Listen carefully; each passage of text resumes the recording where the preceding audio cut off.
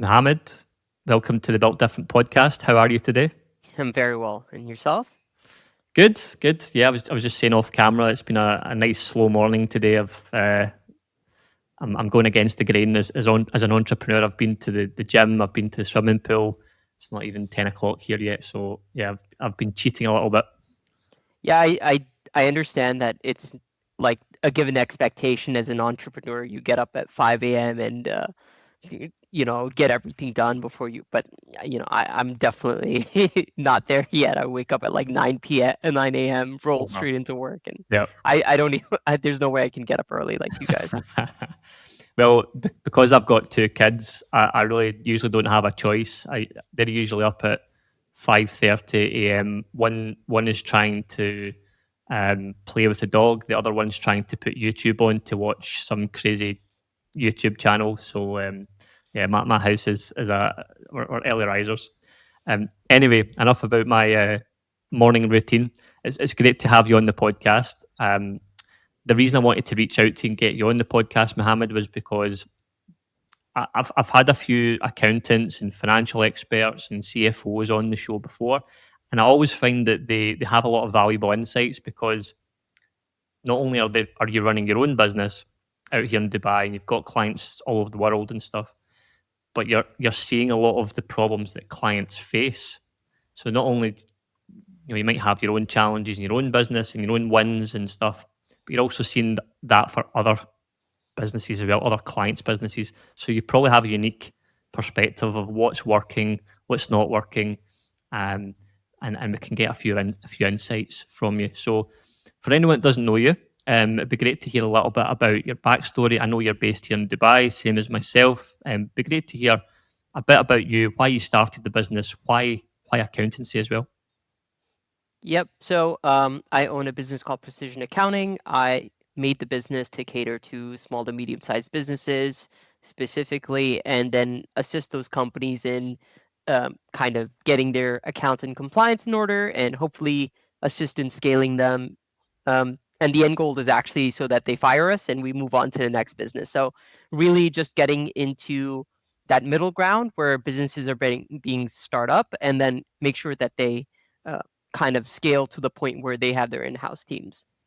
And sometimes even when they do that, they retain us for inside counsel, compliance, or anything of that nature. So it really is up to the client, but it is made just so that people can help grow the business. Mhm. And why did you get into accountancy in the first place? Well, so I finished college with a degree in finance, and there wasn't a sophisticated finance sector inside the UAE. So you didn't have kind of a booming stock exchange, and private equity was still, in its infancy. And due to the rapid growth of the business, you can see some of these external companies coming in here. But when I graduated college, there was nothing. So the next closest thing was the structuring industry that was in UAE. I did that for 3 to 4 years. Then I wanted something more related to my education. Then I switched over to tax for another 3 to 4 years. And at that point, I think I had enough knowledge and information to start my own business. Okay. And are you guys predominantly? I know you're based here in the UAE, but is your client base predominantly the UAE, or is it further afield as well? So it really depends. My demographic of clients is very diverse. You have clients from the UK, EU, India. I have some clients from Japan. So there is kind of the split. There are people that are looking to simply tax optimize their businesses, running their service sector businesses out of here. But then there are other people that have kind of a pivotal interest inside the Middle East, potentially looking to get into Africa, Saudi Arabia, and have a foothold here. And now it's considered very prestigious to have an office inside the UAE or the Middle East in general, as it's an emerging market and it's probably going to boom for the next, I would say, 50 years. Yeah, it's a good point you make. I mean, I've only been here for 6 months. I know you've been brought up in the UAE, so you'll know this much better than I do. But the influx of businesses coming here is crazy right now, and you're right. It's almost like, I mean, the UAE is kind of in the middle of the world, really, isn't it? It's kind of close to everywhere as a kind of central hub. Is that something you've noticed? Yeah. So usually, at least that was one of the reasons why I started my business is I wanted to shift the working hours later, starting well, we wake up at 9 a.m., but we actually start working around 12 p.m. And this all the way goes up to, let's say, 9 p.m. to 2 a.m., because that's when the clock starts shifting towards Asia. People in the UK are finally getting to respond to you around 4 p.m., 3 p.m., and that's when we really get to work. So I think that it was very pivotal for us to be in the center, but also be in the center in terms of work hours. Mhm. And you can't do that if you're working a regular 9 to 5. Totally. Um, okay. So the types of businesses you work with then, so what would you say, is it a particular niche or is it several industries? I know they're all over the world in different countries, but is it a particular niche or pretty much anything? It's pretty much anything, but I do have some very interesting clientele.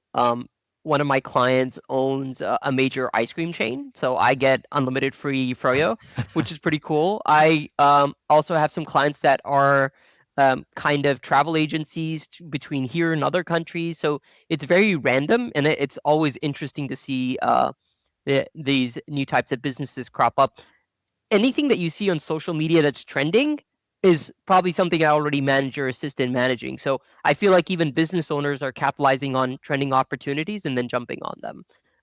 For example, something that went rise and bust a couple of years ago was the holiday home market, where everyone wanted to be kind of a holiday homemaker and make a portal. That came and went. A lot of people did e-commerce around 2016 to 2018. So businesses follow trends just like anything else. And you'll find entrepreneurs always trying to capitalize on any new opportunity that they see. Mhm. Okay.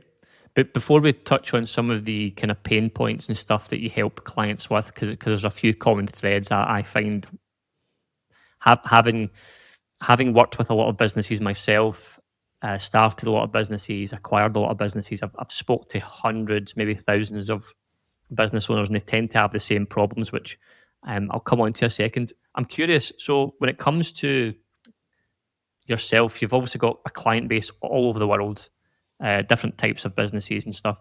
How do you go about doing your lead generation? How do you go about? You don't need to give me all the detail if you don't want to, but generally speaking, how do you go and prospect?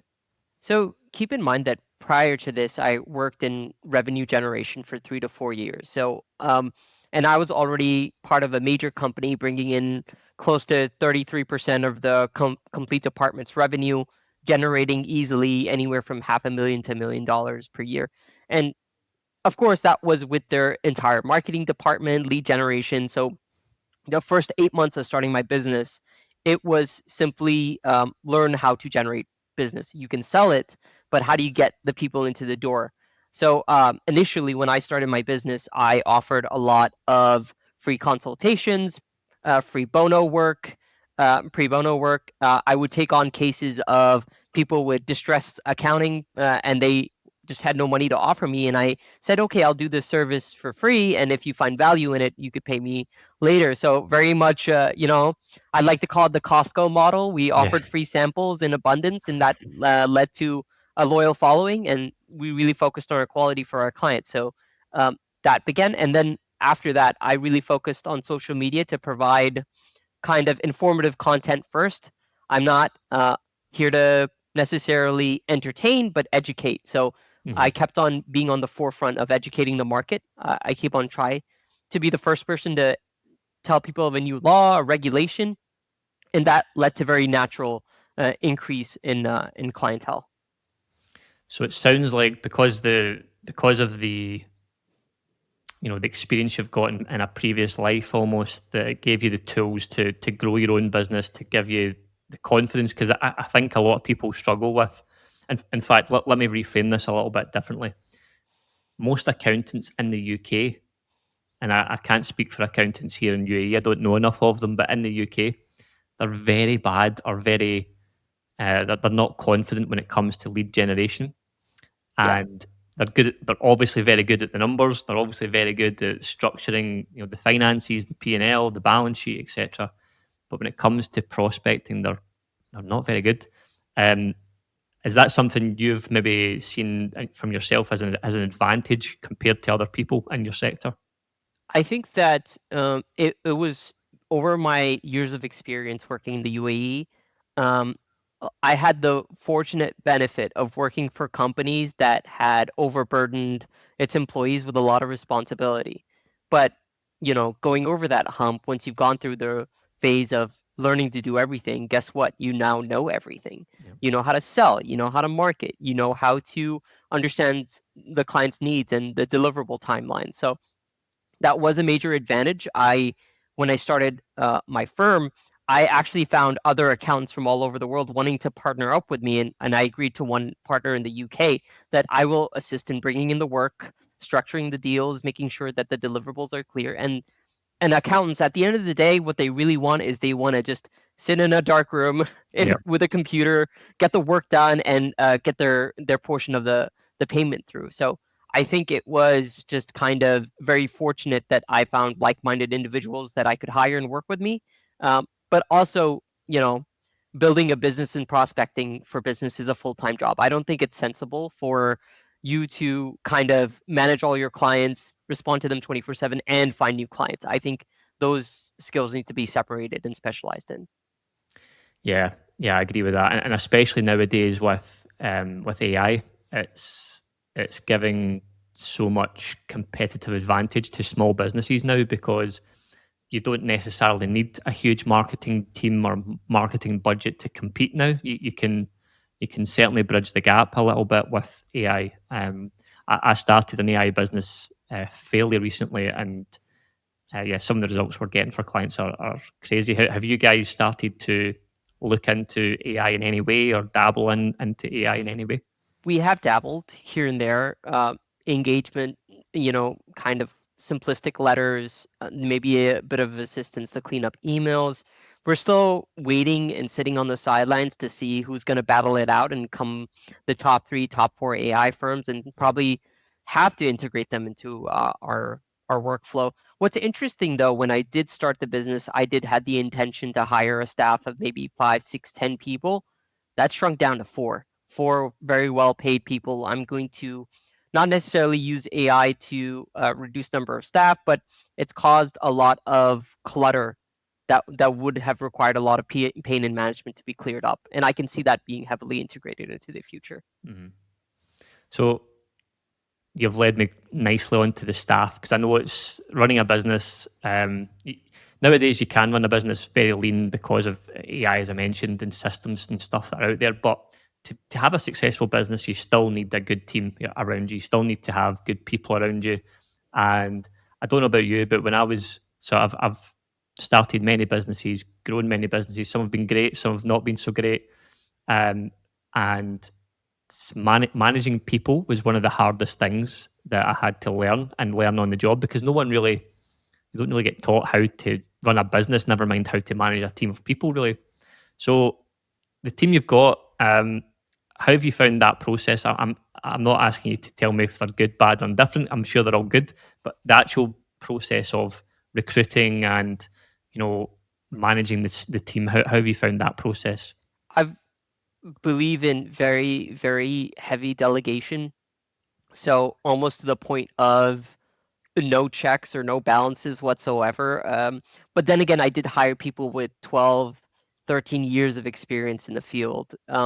And since, once again, I was operational level at one point of my career, we can speak one to one as peers, and I've created a flat management structure, um, which has led to success. Quite honestly, I kind of just ripped off my wife's boss. He runs a company called C. Lewis.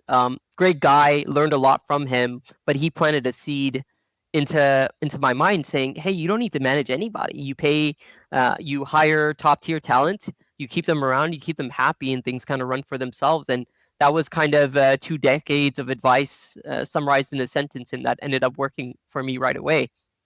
And I think that I did contemplate hiring, younger people or people in their 20s to work alongside me. But I think that I'm more leaning on hiring people my age or older. So people in their 30s, well experienced, uh, people that would be more willing to take on more responsibility for the freedoms that come in exchange.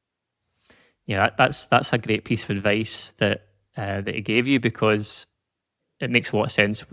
You can sometimes go for the cheap option, and in fact, I actually put a LinkedIn post about this earlier today. You can, as a prospect or whatever, or if you're growing a business, there's always a cheaper option. And it doesn't always mean it's the best option. Quite often, it means you have to reverse that in a few weeks, few months, because you realize I'm not getting the value. It's all about value, isn't it? So if you're paying your staff a good amount of money, good benefits and stuff, but they're providing a great service to your clients, to your business, it means you don't have that churn of like looking for a new accountant, a new bookkeeper, a new whatever every few weeks. Well, there was also this very, I would say I have an idyllic perspective on people's lives, which is saying, okay, if I pay you enough money, if you're making six figures up, what other problems in your life do you have? Your kids are going to good private schools, you're buying a home, your spouse could lose their job tomorrow, and guess what? You're fine because you're rolling with me. So Yeah. it's, I thought of it very much of, let me solve every economic issue in your life, and the only problem you will have left is serving mine. And that led to kind of a handshake deal of saying, listen, money is never or very unlikely going to, if money is a problem in your life, you're either gambling or you have some other vice that I don't know about that is causing these issues. But if I've solved all your economic issues, the only thing you need to solve now is making sure that the business runs well. Mhm. And that agreement has led to a very fruitful growth for my business and a core part of my stability strategy.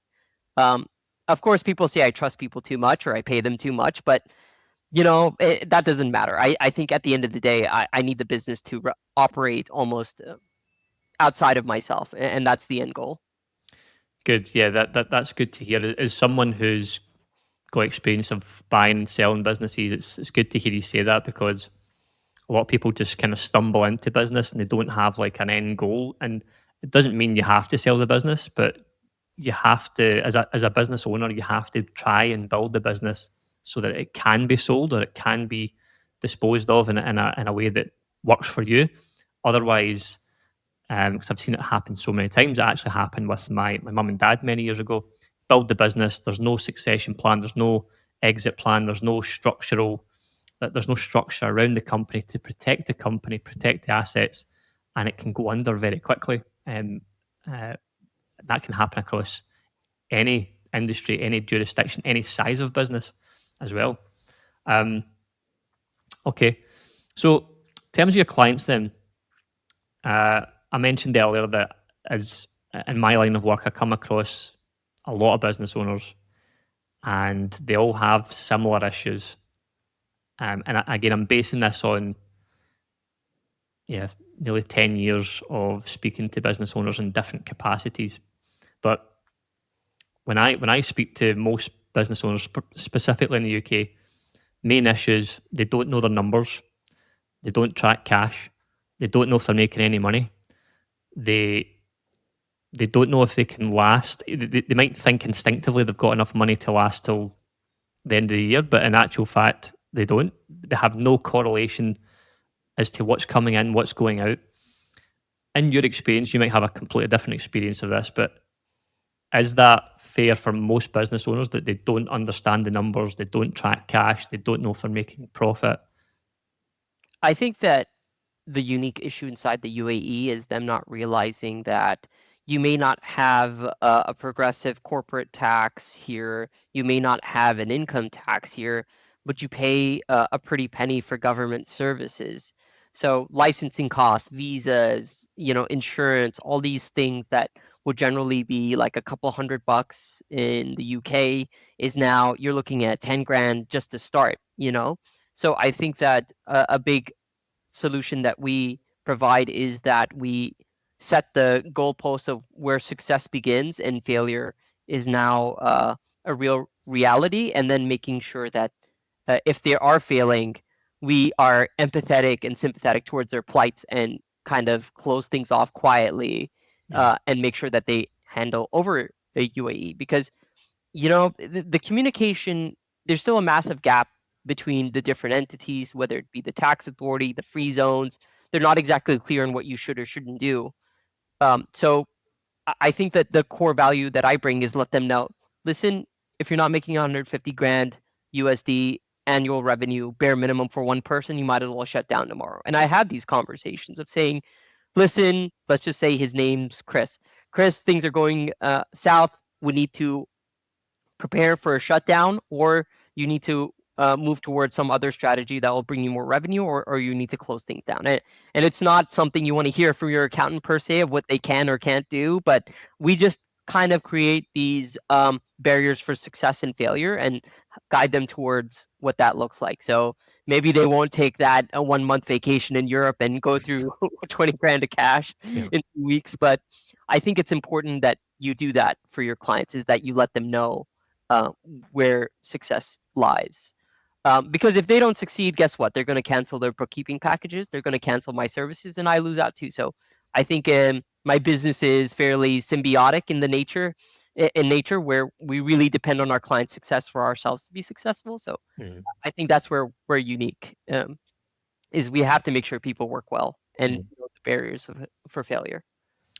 Yeah, and you touched on something there. Didn't go into a lot of detail, but it remind me about something. So in the UK, again, the best the market that I know best,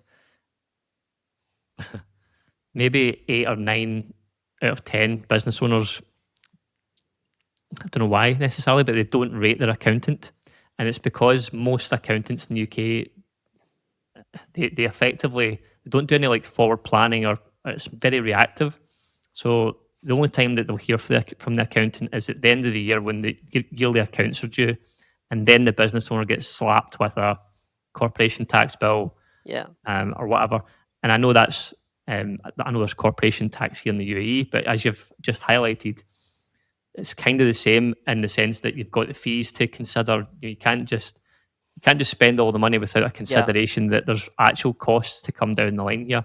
Is that something that, when you're seeing an influx of people, particularly from the UK, I'm guessing, when you're speaking to them, advising them and setting them up here, is that something that they're aware of, or do they just see it as, oh my god, I So can just come here and spend all this money?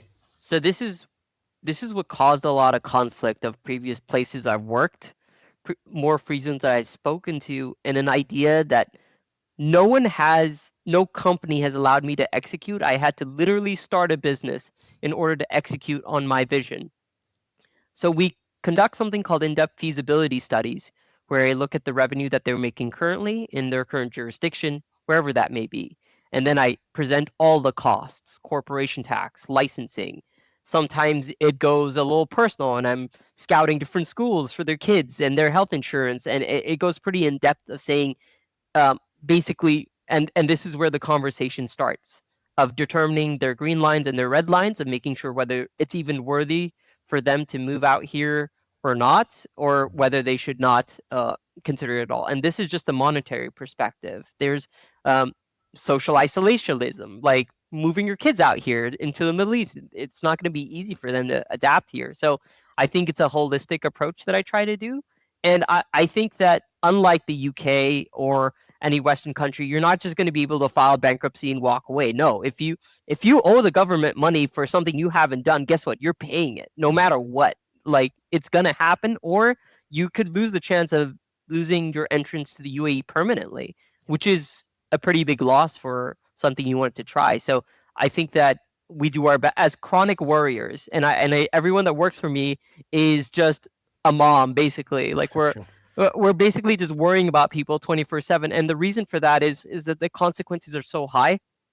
Um, so we do our best to make sure that those are communicated effectively. Yeah. So yeah, I think that and we have to be proactive. Otherwise, we could quite honestly ruin people's lives if we're not. Yeah, and from when I put that into my own situation, we like you would do when you come across to a new country. If you've tried to budget, if you can, you've tried to kind of, right, this is going to cost this, this is going to cost this. But the reality of the situation is, for us personally, like the monthly expenses that we are projecting, double that. You know, Yeah, blown, dude. Like, it's so bad, yeah, and I really wish that I didn't have to live in the center of downtown and be right next to the IFC. If it was up to me, I'd rent like a 5 bedroom villa in Fujairah somewhere next to the beach. But it is brutal. It is more, Manhattan. like Shanghai, like Tokyo, whatever you want to say, it's up there in terms of cost. You will pay, Yeah. you know, everything in order to just live a very normal life anywhere else in the world. Yeah, and here it's funny because it's a new country, right? So you get a little flavour of what's going on. Everybody here, most people are trying to upsell you something all the time, and Yeah, I'm talking about the nanny, the gardener, the coffee shop owner, yeah, everybody, and yeah, it's you always like, you do it yeah. because I actually need that, or I actually want a croissant with my coffee today, and there's a constant upsell all the time. I think my biggest cost last month, I think, was like a non-necessary cost. Was I spent around 2,500 dirhams or something on Kareem boxes. Now, if anyone doesn't know what that is, it's when you transport little items like these headphones. For me, it was this. I needed to securely transport data that wasn't through a cloud for a client, and I spent that much money just getting a guy to transport this little USB file back and forth that's encrypted, and that was one of my biggest expenses, and I was so shocked of how much money I'm spending just because I don't want to get up, go into my car, and then drive to that guy, or get someone to do it for me. So Yeah. it's the conveniences and options are just too tempting, and you'll end up spending a lot of money on them, on those conveniences alone. Yeah, yeah. I mean, there's you can get a lot of things delivered in the UK, right? Don't get me wrong, but here's a different world completely. You can literally go on Cream or Deliveroo and just order like a can of Pepsi, and it'll be. Yeah. It's like this is crazy. This is insane. Well, it's encourages consumerism. I've coined a term wifeflation, where your wife also Yeah, becomes more tempted to yeah, spend more money, yep. which is fine, if these are things they want, but they very quickly go over from non-necessities to, like, I don't know, whatever you want to call it. Like every trend is available in the city, and you Oh just yeah, spend a lot just keeping up with the Joneses at times when even when you don't need to. yeah. Totally, I completely resonate with that, mate. I can assure you. We've had a few discussions, shall we say, about that. Um, No, as so as I've said to my wife, you almost wiped out my Q3 profit. You know that, And that's right? coming from an accountant who's like watching the numbers and stuff. My wife is also an accountant. Wow, She's okay. a better accountant than I. She's a forensic accountant. Like she is far more educated and smarter than I am. Like I don't She's getting understand. hooked in. Yeah. Oh no, no, it's so bad. I understand the desire. I understand everything, but when you so she's from Australia, so for her it's also a different world. I was Yeah. raised here, so I'm very numbed to the Yeah. luxury or lifestyle. But I think it takes a good decade before people are like, you know what? I've seen the new Lambo every year. It's not as shiny as I thought. They'll just come out with a new one, and then it just takes a while for it to wave over before you go into stable spending habits. Hmm. Yeah. Yeah. I hope that happens a bit sooner for my life. No, no, no, no, it's not. It's not. But it'll give it time. It'll happen. It'll definitely happen, but it's just gonna take some time. Just means I need to earn more money, doesn't it? Um, Yeah. That seems to be a solution that they say, yeah. well, like you're here. Why aren't you at work? These nails, these Yeah. aren't getting done by themselves, Yeah. That hour at the pool you just had, forget that. Just use that hour to do an extra few calls. That's what to do. Yeah. Yeah. Yeah. Um, okay. Back to the business for a second, and then we'll begin to wrap up, Mohammed. So, in terms of what you guys are looking to achieve in the next few years, then from the types of clients you want to work with, where you want to take the business, what does that look like for you? I think that I had a very defined vision in terms of the scale of clients. Unfortunately, due to the effort, time, and care that we put in, my business is not extremely scalable. Tops, I'm going to have 3 to 4 people, maybe, 150, 160 clients tops. And then, unfortunately, as much as I like the idea of simply handing my business over to a manager that's going to do it, I don't think that the love and care is going to be there. So, I think that I'm going to stay small. I'm going to stay boutique. I'm going to capture maybe a fraction of the market. Mhm. But I think that I do want it to be multi generational. By that I mean, my clients' children are now coming with me, so it's Yeah, become more of a, like the perspective that people have a family lawyer. I'm kind of becoming a family accountant. yeah, Uh, trusted. Trusted, verified, know who to go to. And I think that I'm fine with that. I think there's plenty of markets. It's going to be a chase to the bottom if I try to compete kind of with everyone out there. So I think that what I really hope is that other small businesses like mine crop up, more businesses that are working in corporate start smaller firms, and there'd be a segmentation of this massive consolidated market into smaller trusted brokers. I think that would be better for everyone. Yeah, yeah, I think so as well, because I think a lot of there's so many accountants out there, and when I, as I say, when I speak to people, they're getting a substandard service. So Yes. what people really need and should really desire, especially with, as I mentioned before, AI and all the information available to us out there, because there is elements of the whole accountancy practices that can be automated. Not all of it, of course. There's big Yes. parts of it that can't. So I think you need to stand out. You need to provide that personal touch, and I think that's what you guys are doing. Well, to add to that, if the big corporations can use AI, so could you. Like, why don't you just, sweep them by the kneecaps and take what they're doing and do the same utilization that they are? I think that people look at AI very negatively, saying, well, these massive companies are just going to lay us off. And, well, at the end of the day, you still need people to manage the AI and use it as a tool, Yeah. etc. And I think that there's an equal opportunity for small businesses to make a return to form and have corporates start scrapping at the bottom again, which they're going to be slow and they're not going to be able to get to the point as fast as a single individual business owner is. So I'm very optimistic for the future.